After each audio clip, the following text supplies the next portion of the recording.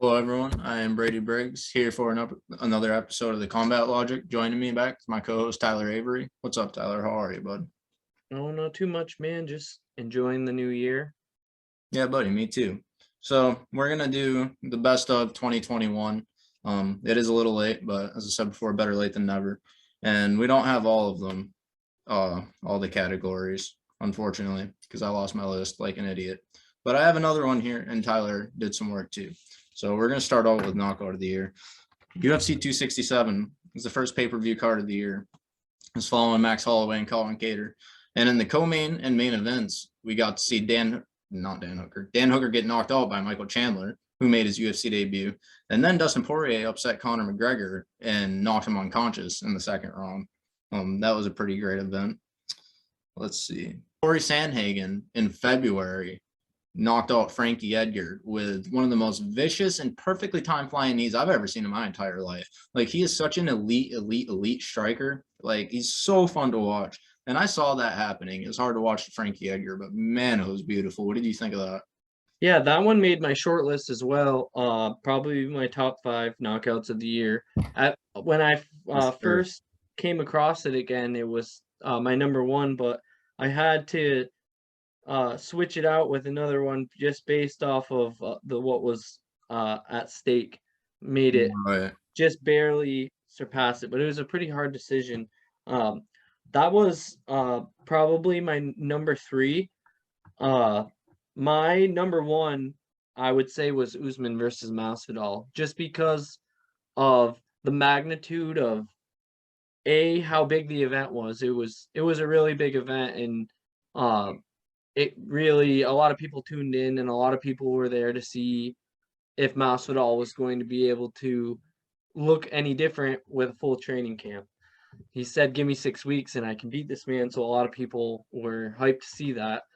And Usman really beat him in a way where no one's ever beat him like that before. We thought it was going to be like the first fight was, or maybe a little more dominant for Usman. Usman made the bigger adjustments for sure, and he's gotten so good. Yeah, his improvement. He might be also the most improved fighter. Maybe not this year, but over the last 2 years, he may be the most improved fighter because now people aren't just worried about his wrestling. He can knock you clean out. Yeah. If you knock out Masvidal, you know he can knock out anyone that he connects with in the division because Masvidal doesn't go down easy. That's a hard way to beat him. Get in his face and clean him with right straight. Yeah. No one's been able to do that. And he knocked out Gilbert Burns this year, and he dropped Colby Covington. He didn't finish him, but he dropped him. And, convincingly won the fight. So I would give KO of the year to Usman on that personally. And my runner-up, I would say, at first I was going to do Frankie Edgar getting knocked out by Corey Sandhagen, but I thought about it for a little bit, and I feel like Frankie maybe isn't quite the same fighter as he once was. So in a way that might take a little bit from it. So I ended up giving it to Poirier versus McGregor.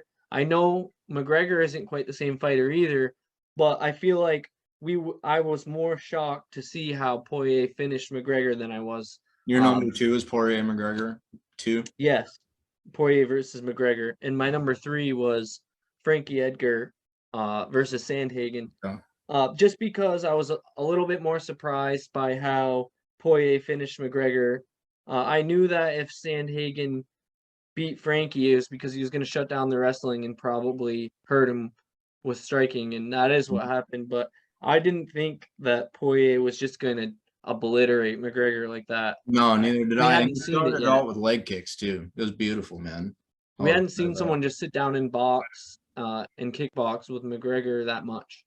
No, we'd never seen McGregor finish with strikes in MMA, let alone knocked unconscious. Diaz boxed with McGregor, but he doesn't have the same it's not knockout ability. Yeah, it's not.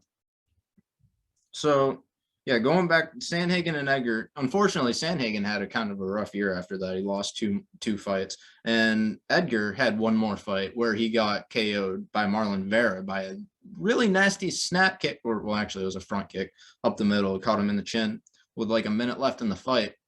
That was also hard to see, but again, that was very good for Marlon Vera. sure. Let's see, Matt Semelsberger. He's not a name many people know. He went 2-1 through the year. He lost a unanimous decision to Chaos Williams, but he had two very, very vicious knockout wins, one in 15 seconds and one in 16 seconds. So watch him this year. Jim Miller got the first standing knockout of his career, which was really, really cool to see. It was absolutely remarkable because he's not a really powerful guy, and he fought Jason Gonzalez, who's not he's not the best fighter in the world, but he is a massive, massive lightweight. And Jim Miller just starched him after Jim getting. Miller's not a spring chicken either. No, At he's this not. point in his He's career old. to be evolving, He's got his medical game, problems. yeah, it's crazy to see him coming out with new ways to win at this point in his career. About it, man. It's When crazy. you'd think that the ways that he'd be winning now were him focusing on his specialties, and the things that he can double down on that he knows he are his advantages, but instead he's still willing to stand and trade, and he's still doing new things in his career, which is crazy. Yeah, for sure. One more thing for knockout of the year. Okay. There was one knockout this year that in my eyes was maybe a little bit less known of names, but it was probably the cleanest, most beautiful to watch knockout of the year. Oh, and it was the spinning heel kick. Yeah, Ignacio. The name is very hard to pronounce. Bahamas. I think it's Ignacio Bahamas. Yeah, he knocked out Roosevelt Roberts after outclassing him for 3 rounds. We've never really seen that happen to Roosevelt Roberts. With 5 seconds left. Yeah, he's kind of landed a spinning heel kick, and it was brutal. It was. Roberts is kind of a prodigy too, man. He's had a little bit of a rough skid lately, but he's a very good fighter. Really solid striker. And yeah, that kid just walked right through him. In 5 seconds left, it was the most beautiful spinning wheel kick we've seen. Or absolutely perfectly good technique, like he was hitting the bag. It was. I'm so excited to see Ignacio's future, man. That kid's for real. He's young. He's a lightweight, man. This division's so stacked. It always is. Absolutely. How about Lerone Murphy? And you remember his fight with Makwan Amirkhani? Makwan out-wrestled him for 5 minutes and then comes out and tries to do the same thing in the second round. And as soon as he shoots for a takedown, he gets starched with a beautifully timed knee. It was very sad to see because I love Makwan Amirkhani. But Lerone Murphy, man, he's also a name to watch.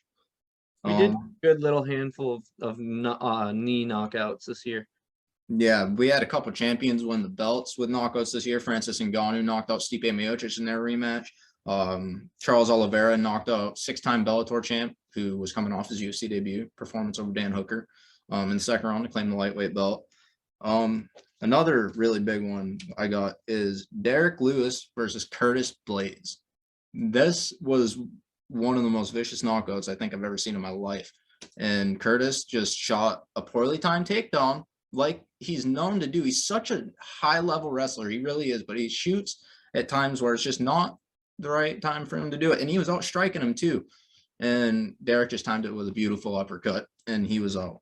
That was a pretty brutal knockout. Yeah, and Lewis in the middle of the year or in the fall gets TKO'd by Ciryl Gane in an interim title fight, but caps off the year with nearly as vicious of a KO victory over Chris Daukaus, who had a really good year up to that point.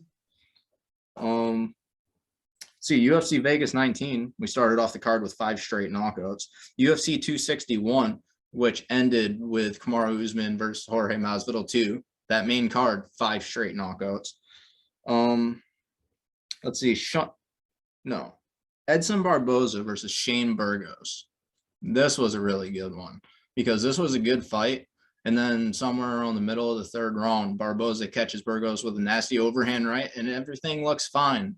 And the delayed reaction. Yeah, dude, it was sick. And people were saying that had never happened before. They'd never seen that. And I was like, that's bullshit. Watch Cub Swanson versus Charles Oliveira.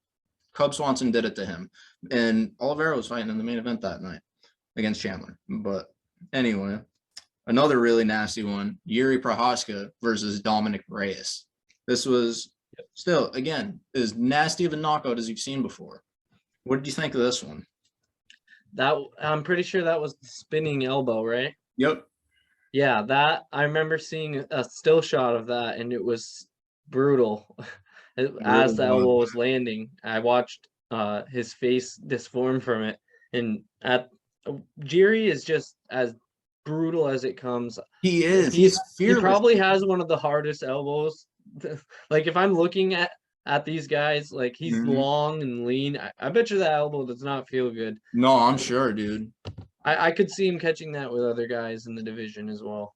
Dude, he's literally as dangerous of a fighter as we have ever seen. You know, he is 28, 3-1, and 25 of those wins come by knockout. 27 of them are finishes. He submitted 2 people and knocked out 25 of them, and he avenged his latest defeat.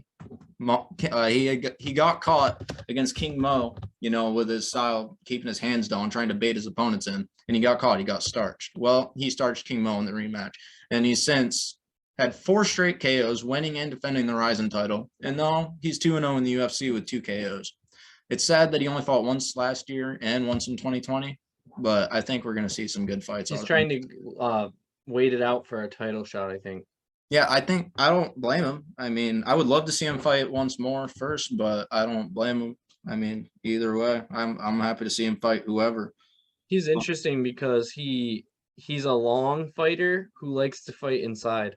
Yeah, exactly, dude. It's so weird. That's what I'm saying. Like, he's fearless and he's wild inside with elbows, wild. Short, close range straight. He's had as much success as he has. That just speaks like he's an anomaly, dude. He's special, super special. See, Dan Ige knocked out Gavin Tucker this year in like 15 seconds. That was pretty brutal. Davey Grant had a nice knockout before fighting Adrian Yanez. Kennedy Njoku knocked out a pro kickboxer and Carlos Ulberg earlier this year. That was really impressive to me before he got viciously knocked out by Jung Young Park. Actually, a lot of guys started out the year with really nice knockouts and then got knocked out pretty badly later on. Yeah, they wanted to get that second one and maybe left their chin out there. Yeah, man, it's weird. And I got something to say for that to cap off this knockout thing. I got, let's see, 3 more fights. Terrence McKinney made his UFC debut with a 7-second knockout. I think that's worth mentioning. Jamal Hill knocked out Jimmy Crute in very impressive fashion. Jimmy Crute just couldn't stop from walking into his punches. And Jimmy Crute's incredibly technical. They're both prodigies, but I didn't expect that fight to last like 1 minute. And this next one, I couldn't believe. No, Brad Riddell fought Raphael Fazeev. And Raphael Fazeev is 39-8 as a pro kickboxer. Brad Riddell is 59-8 as a pro kickboxer. So this was guaranteed to be a wicked kickboxing fight.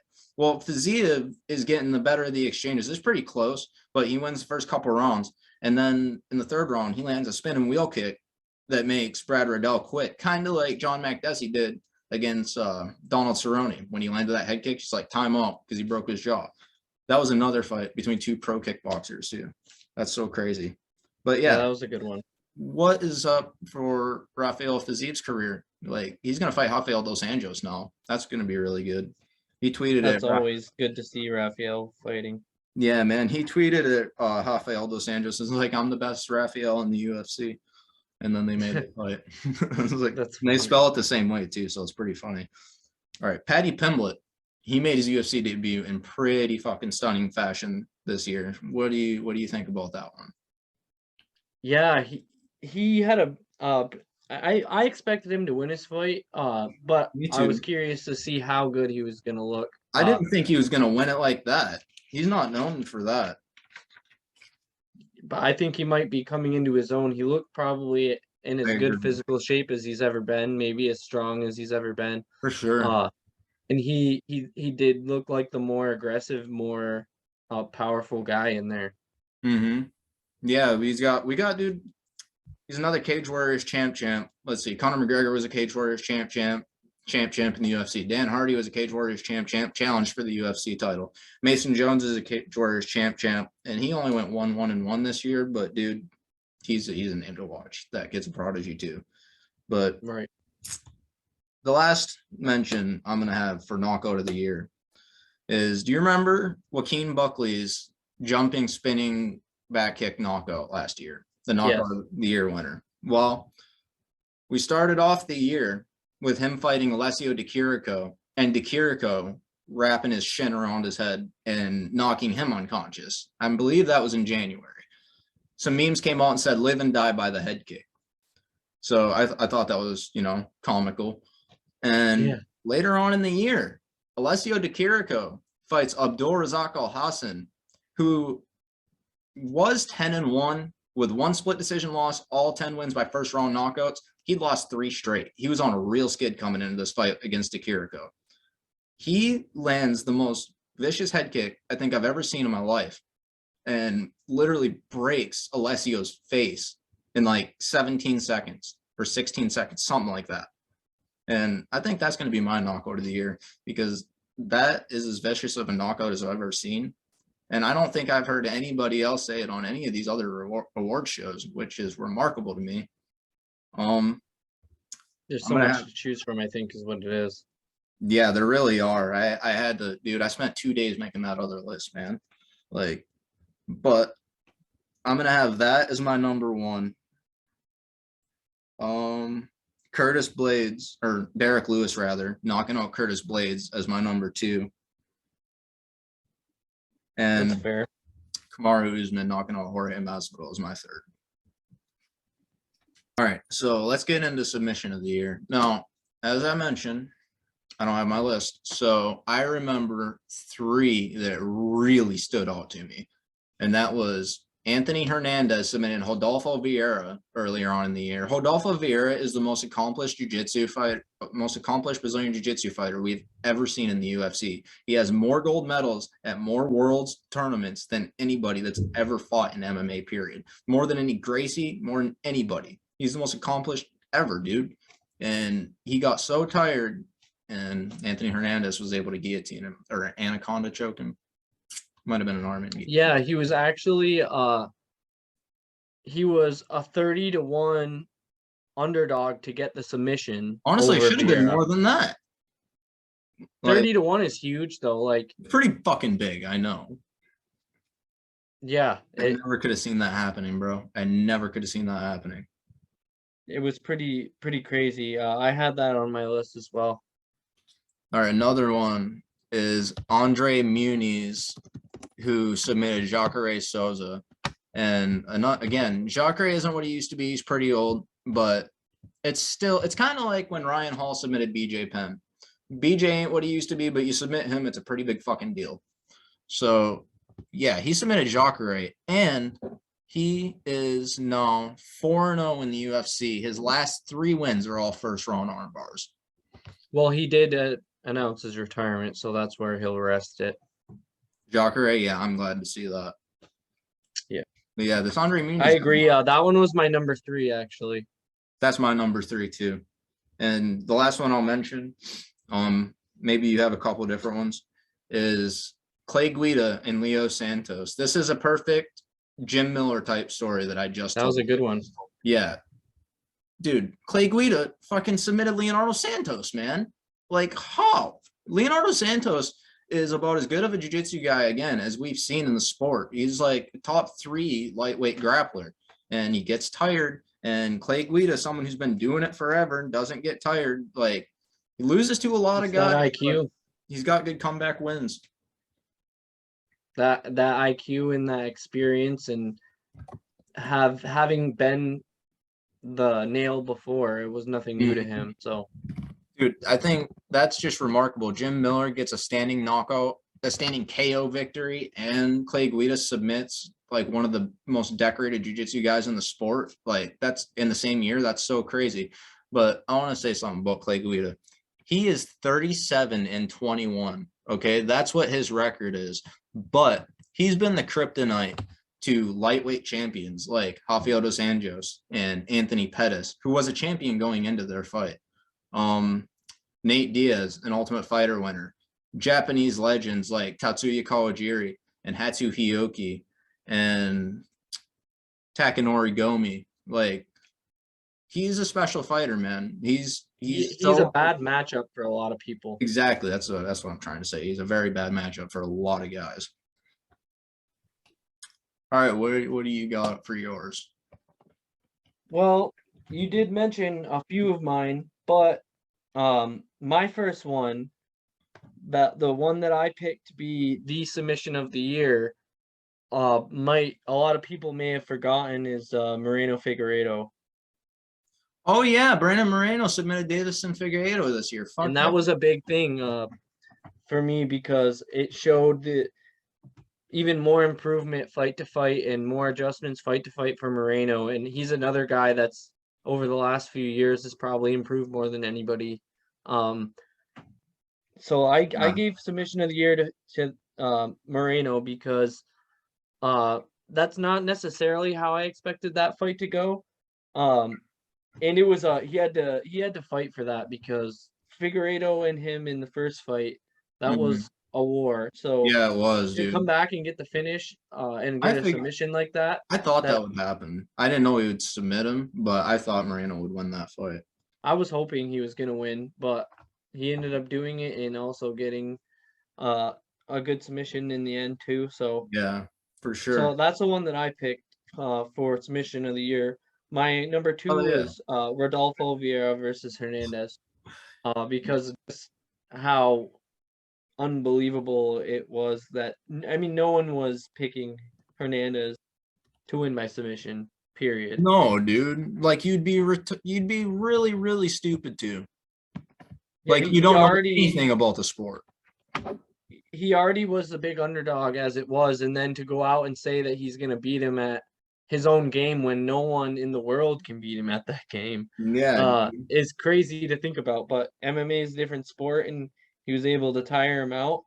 You can imagine how deep of waters Vieira was in to have been able to get caught like that. Dude, he was so tired.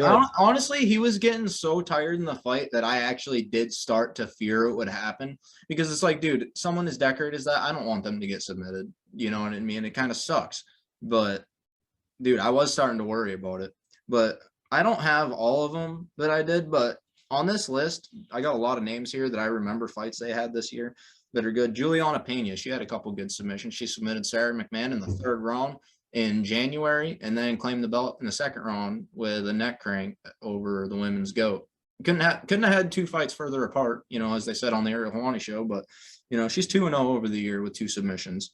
Let's see, Vicente Luque, 2-0 this year with 2 Darce choke submissions, one over Tyron Woodley, former multiple-time UFC champion, and one over Michael Chiesa, who's one of the better MMA grapplers in the sport. He gets submitted a good amount in his losses, and I don't know why because he's so damn good at grappling, but he's 2-0. Maybe that's why.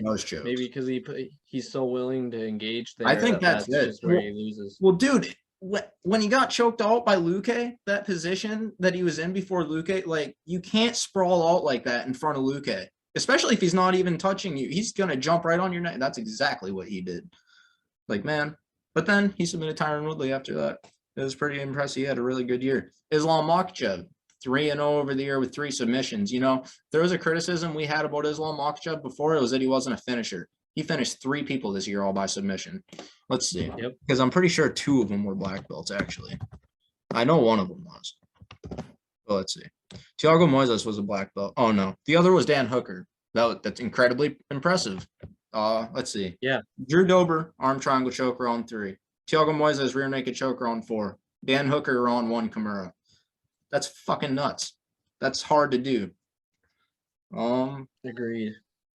Randy Braun had a couple good submissions this year. Matthias Gamron, he Kimura Jeremy Stevens, who isn't the same anymore, but that was a really, really nasty Kimura.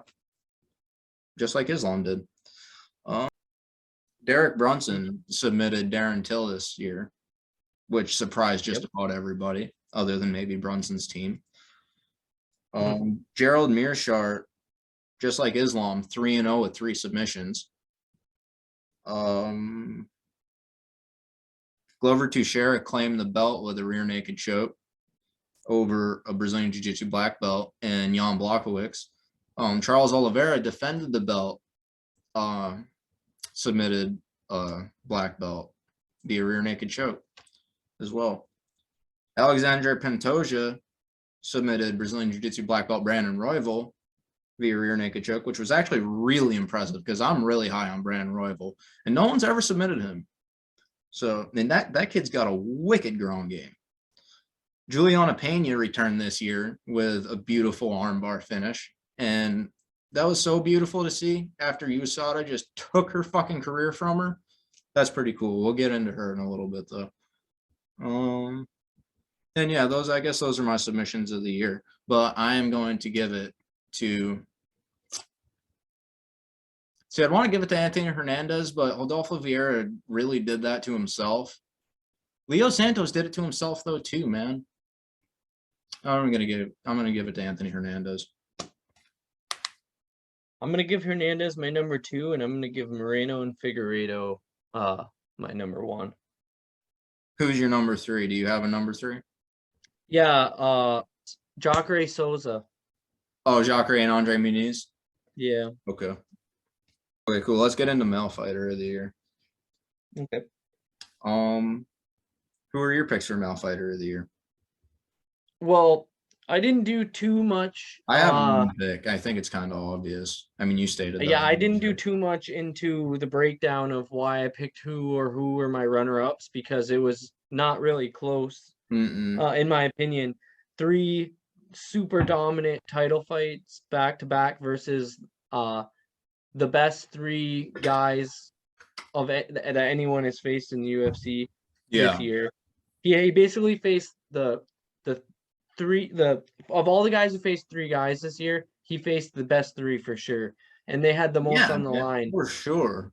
And we're also starting to see Usman is starting to become a draw. His last 3 fights were, mind you, he's facing people that are a big draw, but after 3 big fights like that, you start to become a draw, especially after you land knockout, in my opinion, knockout of the year over Masvidal. It's gonna, make some people start to tune in to watch your fights. So I think that Usman is the male fighter of the year this year. Yeah, I agree with that. I predicted him to become champ when he was on The Ultimate Fighter. He was already so damn good, and he was only 5-1 at that point. He was pretty boring early on in his UFC tenure, but dude, I didn't know he could get this much better. And I said that last year too. Well, Trevor Whitman, coach of the year. Yeah, man. Coach of the year, Trevor Whitman. Kamaru Usman is just getting better and better. He started off the year by knocking out Gilbert Burns in the 3rd round. Then he starts Jorge Masvidal in the 2nd round and capped it off by convincingly beating Colby Covington. He didn't convincingly beat him the first time, according to me anyway. He convincingly beat him this time. Or training with guys like Gaethje is going to put him on that level for striking. Yeah, man, it's really, really cool to see. I love it. Like he was as much of a prodigy as we've seen too. He wrestled for an NCAA title 3 times, came in 1st, 2nd, and 3rd. So, and now he's starting to become a knockout artist. Yeah, I would say maybe Charles Oliveira rivals that. Because for sure. He did go 2-0 this year, but if you remember, Charles Oliveira went 2-0 this year against Michael Chandler and Dustin Poirier, finished both of them. We know this. But big fight. He beat Tony Ferguson on December 12th last year. He fought Dustin Poirier on December 11th this year. So within a 1-year span, he too has gone 3-0. Right. I'm still gonna say Kamaru Usman though. Who is your female fighter of the year? Who are your candidates?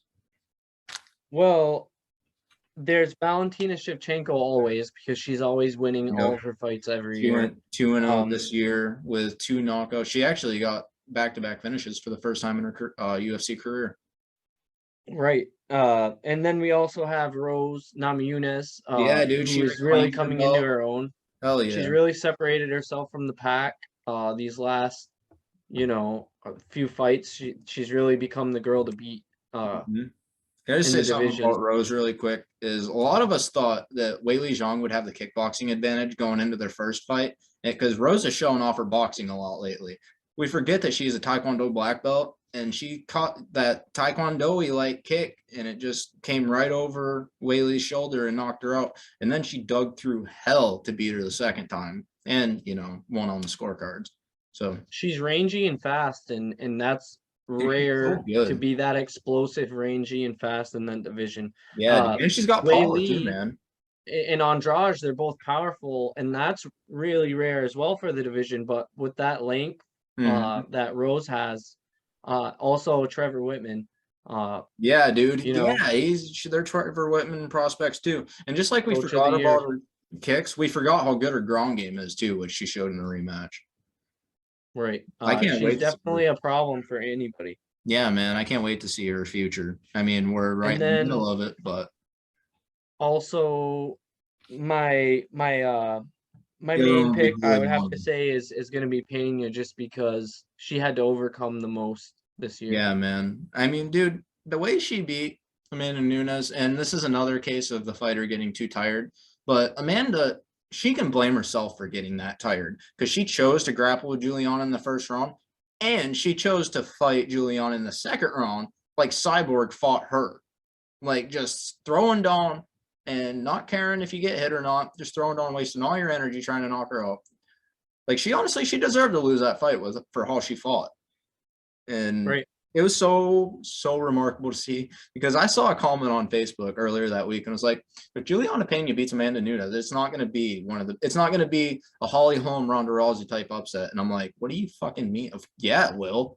Like, no one thinks Juliana Pena's, her mom doesn't think she's going to beat Amanda Nunes. Her mom is terrified for her right now.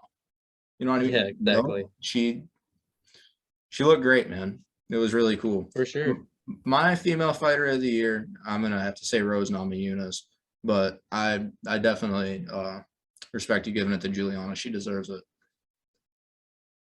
Yeah, I would say between them two for sure. It's a pretty tough decision. Yeah. Oh, one thing I wanted to say about knockouts, I forgot to say. We had 3 nasty injuries this year. Conor McGregor broke his leg in his trilogy with Oh yeah. Dustin Poirier. Chris Weidman broke his leg in his rematch with Uriah Hall in the same exact way he did to Anderson Silva in their rematch. That's some real irony there. And then Khalil Rountree with his nasty oblique kick just fucking wrecked Medeiros Bukauskas' leg. Yeah, all 3 nasty, gruesome endings to fights that I meant to put in the knockouts, but I forgot. Those have been happening more and more. Yeah, man. And I mean, don't take it out of the sport, don't make it illegal, but yeah, it's unfortunate that they get injured from them, like permanently injured. Let's see, female fighter. Let's go through. You want to do breakthrough fighter of the year? Sure. All right, who you got on here? For me, normally I would pick someone who just entered the UFC just this year, and then made big moves. But to be honest, most people that had debuts this year, other than like Michael Chandler, had a debut this year and made big waves. But that wasn't his breakout moment. People did had go already 1-2 been this hyping year. him up, and Oh yeah, he had a big name you're right. coming into. People that watch Bellator and watch mixed martial arts other than UFC know about him. So I wouldn't necessarily call him the breakout fighter of the year. But someone who I would call the breakout fighter of the year, just because of how much waves he's made since the beginning Yeah. of this year, is Cyril Gahn. Yeah, dude, I agree with that. Honestly, he might be mine too. Yeah, he's really placed himself as the number 2 guy, and it doesn't really look like that many people are too close. Maybe like Derrick Lewis is really looking like the only dark horse to beat anybody, and other than that, Lewis, yeah. Cyril Gahn and Ngannou are the dogs, and Cyril Gahn placed himself there very quickly this year. So I'd have to say he's gained the most hype this year, at least from my perspective. Yeah, for sure. Do you have any other names on there, or are those the ones?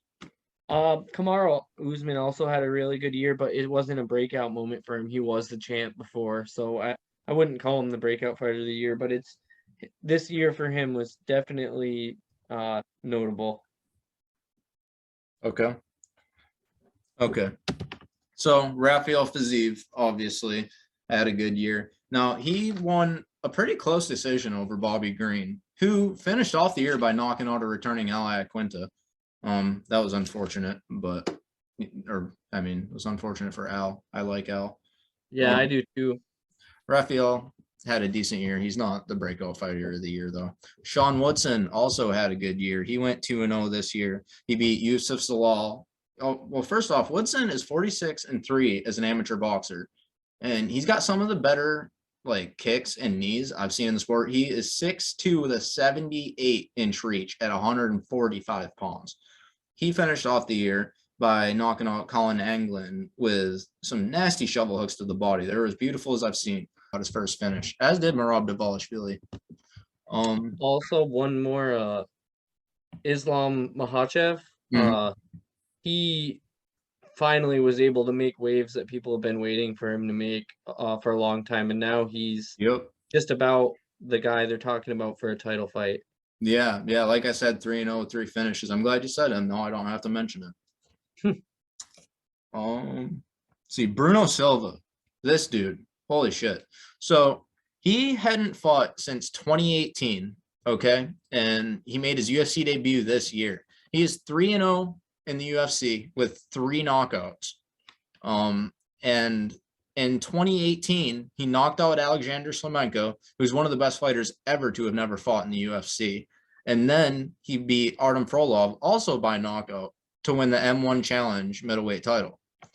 He took 3 years off and then came back to the UFC, or came back, and then to the UFC. 3 straight knockouts. He is 22-6, 19 knockout wins. 5 losses by submission and 1 loss by disqualification. So he's never lost a stand-up fight. He's very fun to watch. He's very, very, very dangerous. I can't wait to see his future, man. That means it's time to put him up against a good striker and let him. He did. He fought Jordan Wright in his last fight. No, Jordan Wright was actually piecing him up, but he cracked him and Jordan couldn't recover, and he kept cracking him. Manal Kape, he started off the year. He had 4 fights this year. No, he started off losing to Alexandre Pantoja in his UFC debut. He was so gun shy in that fight. And then he fought Matthias Nicolau, or returning Matthias Nicolau. He lost a split decision. It could have went either way. It was a very close fight. And then he got 2 straight knockouts over O'Day Osborne and Fight Night Global Champ Zhalgas Zhumagulov. So that was very exciting to see. Manal Kape is the other one that had the flying knee knockout that I was thinking about when we were talking about Edgar and Sandhagen. Right. It was beautiful. I am so excited to see him in the UFC. I'm so glad he's finally here. Matthias Gamron, like I said earlier, the guy that submitted Jeremy Stevens, he also KO'd Scott Holzman and knocked out Carlos Diego Ferreira this year. So he made his UFC debut in October of 2020, lost a split decision. He's had 3 straight finishes, very violent finishes, mind you, since. Giga Chikadze, he only had 2 fights this year, but he knocked out Cub Swanson and Edson Barboza. I think there's definitely and there was a lot of hype for those fights as well. Yeah, now Giga made his UFC debut when he was 7-2. He won 2 split decisions initially, then 2 unanimous decisions. Couldn't get a finish. All of his wins prior were finishes. Then he knocks out a late replacement, and since then he's knocked out 2 really good fighters. Cub Swanson was going to be on my comeback fighter of the year, man, but Giga beat him because Cub Swanson has beat Kron Gracie, Daniel Pineda, and Darren Elkins. He's only lost to Giga Chikadze. He's always going to be a tough fight for anyone really in the division. Like, some people match up well with him, but a lot of people don't. Right, dude. Yeah, most, I feel. See, Amanda Lamos, she went 3-0 this year with 2 knockouts and finished it off with a decision win over Angela Hill in December. She had a very good year. I think she's right up there with breakthrough fighters of the year. Even though still a lot of people don't know who she is, they fucking should. I think a cool fight to see would be Sean O'Malley, Giga Chikadze, since we were talking about that. It would, but they're in different weight classes. I mean, are they now? Yeah, Sean could go up to 145, I think. Oh, yeah. They're both lanky, but that would be... At some point, Sean's definitely going up to 45. I think he said that himself. He's just growing. but Yeah, he's got to go into his frame, right? he's definitely bigger than he was when he first arrived at this division. So I wouldn't be surprised. But you're right. Now that I think of it, they are separated by And division. Giga Chikadze is also fighting Calvin Kattar next, I think in February. Yeah, he's moving up That's the ranks fast. Fuck yeah, man. It's going to be a wicked fight. No, that worries me because Kattar is a boxer that has a couple kicks in his arsenal. He's not the greatest at defending kicks. Man, it worries me. I want to see Kattar do well. Gonna come down to that footwork of Okay. Chikadze if he can stay the right distance away. Agreed. Jalen Turner, he shouldn't be on this list because he only went 1-0 this year. Really, he would be a most improved one anyway. But people should know who he is. Adrian Yanez, he made his UFC debut last year at UFC Halloween, got a first round knockout. Since then, in 2021, he's got a third round knockout, second round knockout, and a decision win over Davey Grant. 3-0 this year with 2 knockouts. He's literally a mini Jorge Masvidal, and he's 26 years old, 28. He's 28 years old. So we still got like another 3 years, so he should be at his best. I'm just watching his fight with Randy Costa. That might be my fight of the year, even though it only went like a round and a half. Dude, that was as good of a fight as I've seen this year. All right, a lot of action packed into a small amount of time. Yeah, and Randy Costa, I said before, I love the dude. He's so fun to watch. He just doesn't seem to have much fight in him. Like after the first round, once he gets into the second round, his confidence isn't the same. If he doesn't finish you in 5 minutes, it's just not the same. I hope he can over. Yeah, like similar to Marlon Moraes. Yeah, exactly. Only this is earlier in his career, but yeah, that's a good point. And Yanez going through what he did in that first round with Randy Costa shows me what he's willing to go through for a win.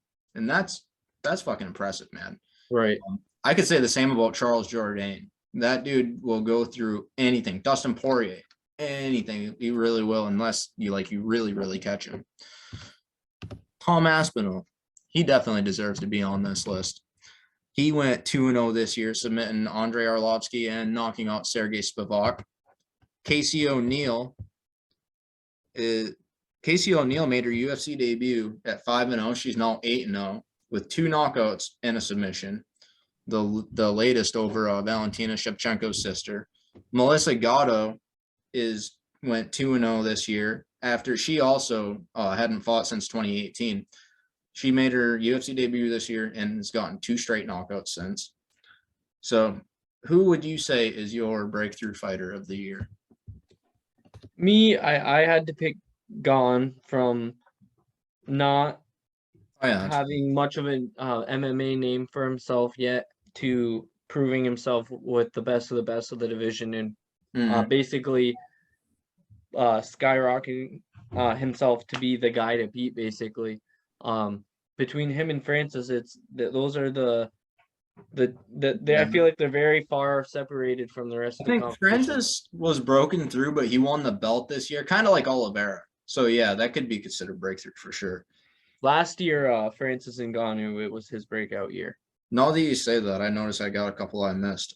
Chris Curtis, he made his UFC debut 4 months ago, dude, and knocked out William Knight. He was coming out of retirement too. He's not. Well, he might have came out of retirement earlier this year. He went 4-0 prior to making his UFC debut this year. Yeah. Oh, okay. Yeah. So he must have came out of retirement, fought somewhere else, and worked his way. Yeah, because he's 6-0 this year, dude, and he knocked out Brennan Allen. You know what's really funny about that, dude? I said I thought Brennan Allen was gonna beat him, but I was like, dude, Chris Curtis can crack, and Brennan Allen got knocked out by Sean Strickland. Sean Strickland don't knock anybody out. And then, dude, fucking Curtis knocks him out. Vicente Luque, I would say a lot of fans knew who he was, but dude, he had 2 really, really big wins this year. Mission over Tyron Woodley. Yeah, man. Let's see. There's a couple more on here. Norma Dumont. Norma Dumont beat Felicia Spencer, a former title challenger. Retired Spencer. Yep. And she beat Aspen Ladd this year. That's a big deal. Yeah, I think more people should know who she is. I really love her. She's my favorite female fighter. She's so beautiful. I think my breakthrough fighter of the year is Giga Chikadze. That's fair. I'm gonna try and say different ones than you because I have Chikadze and Cyril Gane as like 1A and 1B, or 1 and 1A rather. Yeah. So yeah. Let's go to most improved. We can go over your list first. I would say, oh man, I don't want to forget his name. He just beat Cody Garbrandt. Kara France. Yes, he might Yeah, be he's one on of the mine most too. improved. Him and Moreno are pretty hard for me to pick because Moreno's done more this year to show his improvement, but Kara France, I think, people are just noticing him now.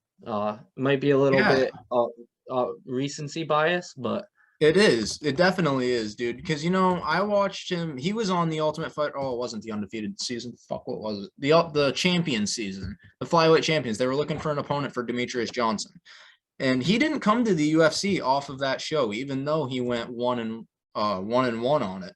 And I was super upset about that.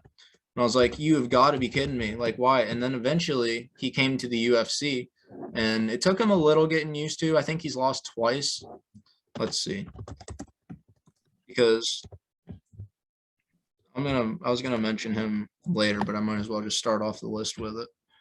Yeah, he's lost twice in the UFC. Once to Brandon Moreno, once to Brandon Royval. Those are two high level fighters. And then he is a knockout artist, but he hadn't knocked anyone out in the UFC until this year. He knocked out Rogerio Bontorin and then Cody Garbrandt in December. That was really, he's starting really to look impressive. like a really well-rounded mixed martial artist with really good fight IQ. Yeah, and then the other one I have to compare his to is Sean O'Malley, who ended, well, actually, he didn't end 2020 like that. He fought Marlon Vera in August of 2020, lost via injury. In 2021, he's 3-0 with 3 knockouts. Just like Kai, only one more fight, which is pretty huge, man. He's now 15-1, and 11 of those wins are knockouts. Like, things are looking up for Sean O'Malley. He's looking really, really good. Like, he just keeps getting better and better and better. Let's see, Randy Brown. Randy Brown went 2-0 this year. He submitted Alex Oliveira and beat Jared Gooden. He's had some hiccups, but he's looked really well recently. Charles Oliveira, obviously, we went over everything he's done. Over the last few years, he's definitely one of the most improved. Yeah, for sure. Brandon Moreno, the last few years. I wish this was like a last few years kind of thing. I mean, it can because it's more time to look at, because a lot of times in MMA you can't get that much done in a year in order to just single out the year. But right. Anyone that started last or ended last year losing and made multiple wins this year, essentially. Okay. So for most improved, I'm going to continue to Sean Strickland. He went 2-0 this year. He beat Krzysztof Jotko and Uriah Hall. He was supposed to fight Luke Rockhold, which would have been sick. But fortunately, Luke pulled out. Excuse me. Derrick Brunson, again, definitely deserves a mention. Dude, after he knocked out Uriah Hall, and dude, wow. After he knocked out Uriah Hall, he was on a 5-fight win streak with 4 straight knockouts. He gets knocked out by Robert Whittaker, loses to Anderson Silva, gets 2 straight knockout victories, 1 over Lyoto Machida. He then gets knocked out by Jacare and Israel. So he's 2-4 in his last 6, getting knocked out in 3 of those 4 losses.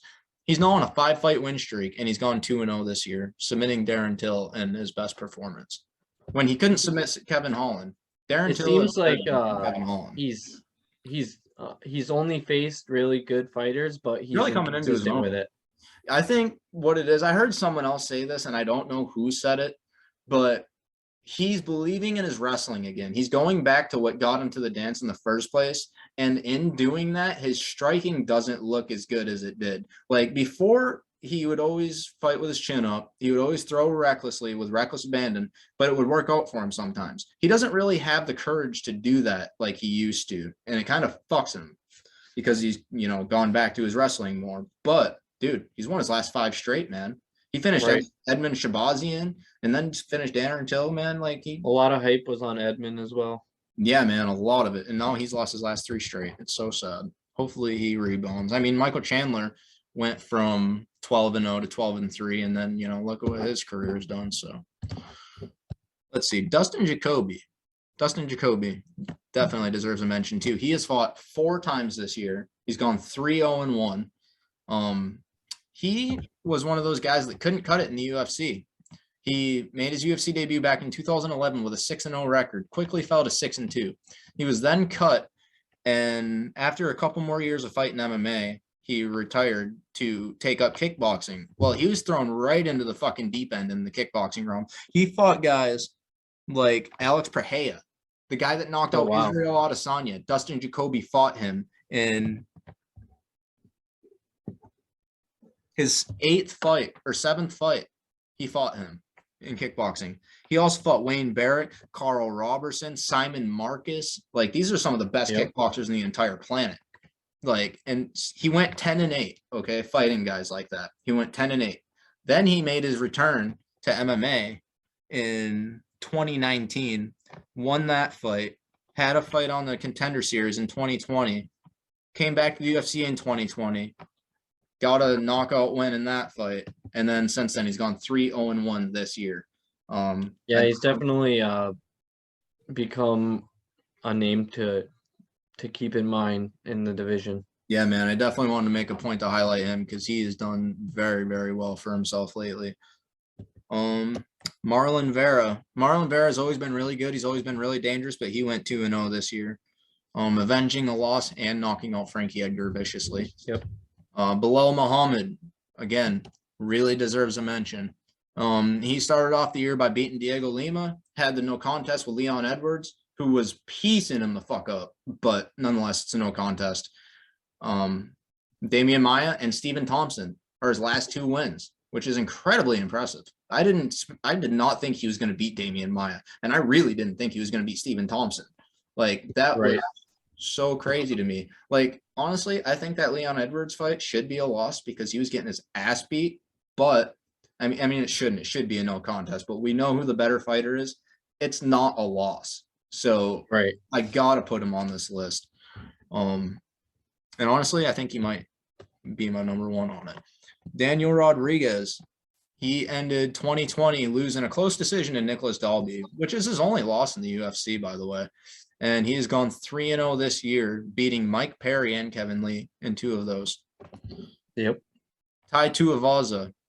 This is a guy I expected to have a really good year. He's on a 4-fight win streak with 4 knockouts. 3 of them are this year. The last 2 against Greg Hardy and Augusto Sakai. I know a lot of people loved him watching him knock out Greg Hardy. That Sakai fight was interesting. What? The Sakai fight was interesting. I wasn't sure how that was going to go. Yeah, I thought Tuivasa was probably going to knock him out, but I was like, Sakai is pretty good at using his weight and like leaning on people. He might be able to get. He is powerful and strong. Yes, he is. He's also pretty technical himself. But no, dude, Sakai is on a 3-fight losing streak, losing all of them by knockout now. Like, that kind of sucks. But, 'tis the sport. Alex Morono ended 2020 losing a unanimous decision to Anthony Pettis. And since then, he has knocked out Donald Cerrone, beat KSW champion David Zawada, and Mickey Gall in December. So he was 18-7. He's now 21-7, 3-0 this year. Like, pretty fucking impressive. Let's see if I got any more on here. Marcos Rogerio de Lima. Let's see. He made his UFC debut with a record of 11-2-1. He won his first 2 UFC fights by knockout. Since then, he's battled win-loss, up to a 17-7 record. Winning 1, then losing 1, winning 1, then losing 1. He's now on the second 2-fight win streak of his UFC career, going 2-0 this year. I think he's one of those guys where he does really well depending on the matchup. Yeah, exactly, for sure. I was upset that he beat Maurice Green. I really liked Maurice Green. I didn't want to see him get cut, but Yeah. it is what it is. I think out of these though, it's between Dustin Jacoby and Bilal Muhammad. And honestly, I gotta give it to Bilal Muhammad, man. Like he beat Damian Maia and Stephen Thompson in his last 2 fights, both of which were in the top 8, 7 at that point. Yep. None of us thought he was gonna make it to those lengths. He's not a devastating finisher. He's not a finisher at all, really. But He's just well rounded. Yeah, he's gotten good, man. He's gotten really good. I got to give it to him. I'm gonna say Alexander Pantoja. Also for most improved fighter. He's got 2 wins over Brandon Moreno. Again, his last fight of 2020 was in the middle of the year. It was in July. He lost to Askar Askarov, but since then he came back and beat Manel Kopp and Brandon Royval, finishing Brandon Royval. Royval is an LFA champion. Kopp is a Ryzen champion. So that's pretty good. I would love to see a trilogy between him and Moreno too. I mean, Moreno's got to have a trilogy with Davison, but he's going to beat Davison again. I am pretty certain. I'm confident anyway. So, yeah, definitely got to give it to Pantoja. I want to put Marc-Andre Barrial in the most improved fighters because he made his UFC debut with a record of 11-1. That only loss was a split decision. He had knocked out 9 of those opponents. And as soon as he came to the UFC, he lost 3 straight fights. And then he came back and got a knockout win, which was taken away from him. And he's since gone 2-0 this year in 2020, or last year rather, in 2021. I think he also deserves a mention for most improved, as well as Anthony Smith, who is now on a 3-fight win streak going 2-0 in 2020 with 2 finishes. Anthony Smith, after fighting John Jones for the belt, Anthony Smith beat Alexander Gustafsson. At that point, he was 4-1 at light heavyweight, 4 finishes. Then he loses to Glover Teixeira and Alexander Rakic. Like, things weren't looking great for him. He's now on a 3-fight finish streak inside of a year's time, from November to September.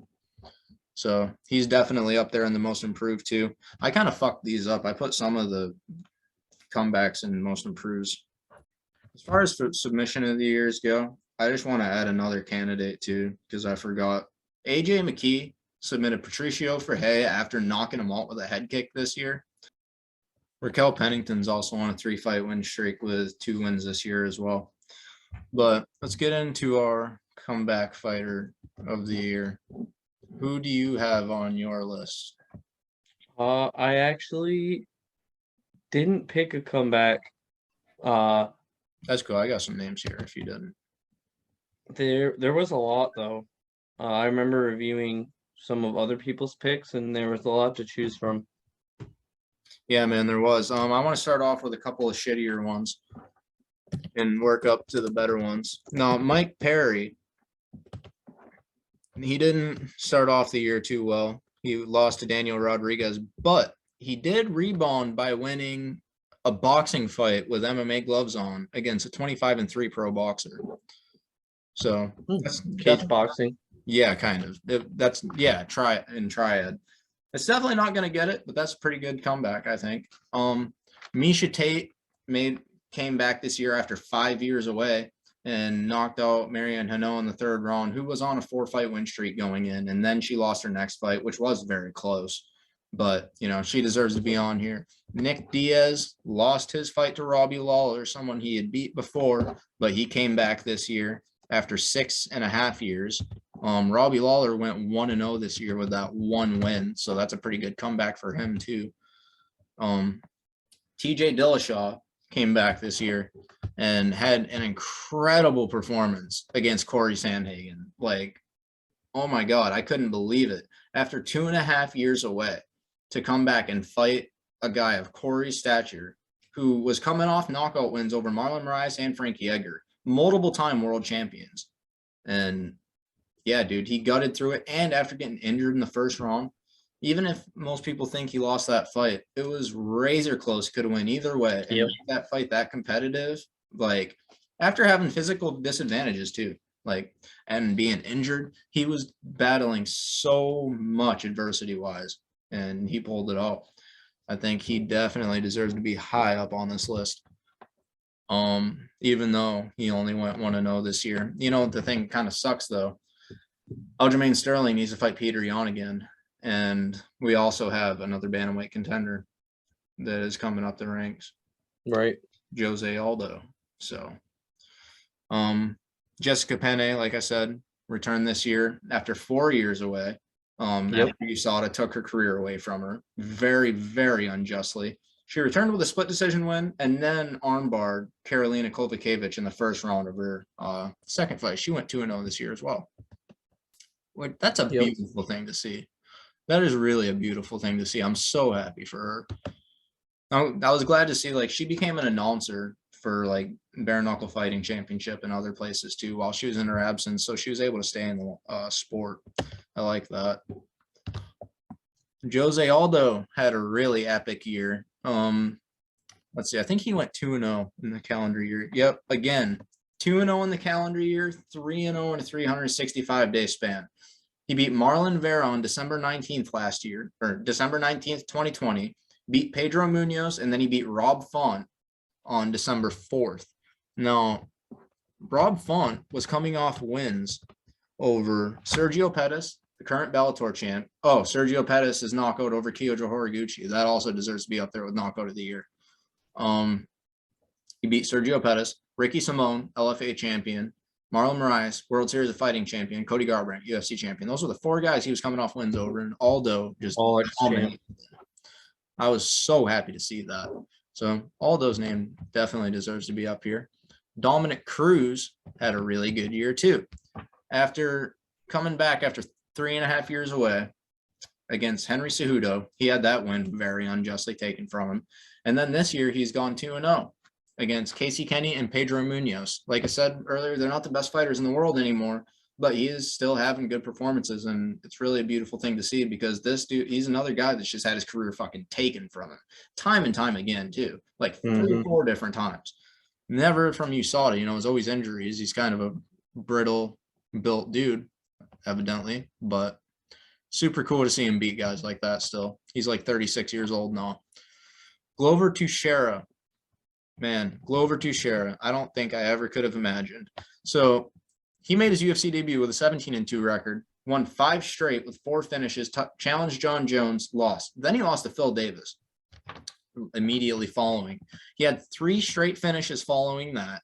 Then he got starched by Anthony Johnson. And after that, he wasn't quite the same. He won a decision over Jared Cannonier. He lost to Alexander Gustafsson, again, getting knocked out viciously. He beat all top guys, though. Yeah, they are all top guys. He beat Misha Serkinov, lost to Corey Anderson. Since losing to Corey Anderson, okay, that's gone 2-3 in a 5-fight span. Since then, he's gone 6-0. He almost got knocked out in 4 of these fights. Like, he almost got finished. It was so close to being stopped in 4 of them. And he still manages to win and get finished. Yeah. Only one was a decision.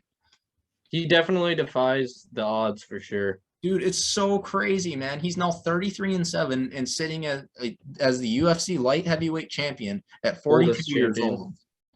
It's remarkable to me. Like, that's like just like Jan Blachowicz, bro.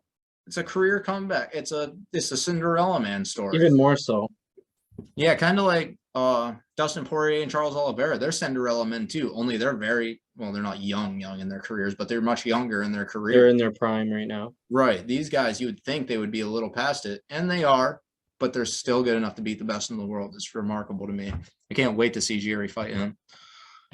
Juliana Pena definitely deserves a mention for comeback fighter of the year. After she had her baby, she wasn't quite the same, man. And I started the question, like, when she was on The Ultimate Fighter, I did predict for her to become UFC champion. But it got to a point where I didn't think it was ever going to happen. Dude, she fucking did it. And after Amanda Nunes said in the press conference, she's like, Misha Tate is your coach, and you fight just like her. I beat the piss out of her. Like, you're not going to beat. And I was like, that's actually true. Like, she does fight just like Misha Tate. And she fucking did it. So the last name I'll mention on this comebacks list is Anderson Silva. Now, this is not MMA, but He went 16-0 in the UFC. Okay, he won the belt. Let's see. He won the belt in Shudo. He won the belt in Cage Rage. And then in the UFC. Okay. So he's won the belt to 3 different promotions. He opens up his UFC career 16-0. After that, he goes 1-7-1 in his last 9. One of the worst falls from grace we've ever seen. Since then, he has started boxing again, beating Julio Cesar Chavez Jr. over the summer, who's a multiple-time middleweight champion in boxing. And Anderson, that was really just a more spirited effort on his behalf than Julio's. Julio didn't take it seriously. But dude, he outboxed Julio Cesar Chavez Jr. for like 7. Outclassed him. Yeah, like 7 of those 8 rounds, if not all of them. Like, that's crazy. And then he knocks out Tito Ortiz, which we all knew was going to happen. But it's cool, man. He got 2 wins this year. Yeah. Still making money without the UFC. Yeah, man. Who do you think you would pick as your comeback fighter of the year? Well, I like the Anderson story the most of all of them. But, man, it's hard to say. I have to say Glover Teixeira. He has the Much as best I want to give career it, comeback. yeah, as much as I over the want to last give few it, years. yeah, like as much as I want to give it to Jose Aldo, I gotta give it to Glover Teixeira. Yeah, Jose Aldo's his second win resurgence is definitely up for debate as well. Yeah, for sure. All right, so I want to end this off with 8 fighters that retired this year and pay them respects. You know, it's a yearly awards thing. So we already said Felicia Spencer. She hung it up after her 3rd round TKO victory and like a couple months ago. Stefan Struve retired again. I think now it's probably about time for him to. He had to before because of heart problems, and then he did because whatever. Now he's retiring again. Let's hope he stays that way this time for his sake. Let's see, Juliana Pena. Oh, there's 7 of them. My bad. Claudia Gadelha, top UFC flyweight or strawweight rather contender since the division's been here, retired this year. Paul Felder retired after his fight with Rafael dos Anjos, not long after anyway. Joseph Benavidez, one of the best ever to, if not the best ever, to never win a belt. He retired this year. Carlos Condit, WEC champion, interim UFC champion. He retired this year. And so did Al Iaquinta after getting... Jacare Souza as well. Oh, yeah, Jacare. Why the fuck didn't they put him in here? That was... Yeah, thank you. And Jacare Souza. So there's 8 fighters that retired this year. I hope y'all well in your retirement. I know it doesn't work out for a lot of you, so... Seriously, best wishes. Hopefully Jacare gets into some jiu-jitsu competitions or something. That would be cool to see. Maybe it can be in the UFC's Brazil branch for, their commentary. Yeah, he probably will. I've noticed that, like, whenever I have to stream these events, if I have to do it in a different language or something, they always have a UFC fighter doing it. Like, It's always like 2 UFC fighters and 1 other person. Yeah. It's pretty cool. Doesn't matter what stream it is, what it should be that way. Yeah, man, it really should. I'm so glad that the sport has grown the way it has. We also spoke, we want to do a video of who is going to be in title contention, who may be the champion at the end of this year. I'm very excited for that video. We'll have that out in about a week. Tyler, I appreciate you for joining me, bud. No problem. I'll talk to you soon. Take it easy, man. You too, bud. Have a good one, guys.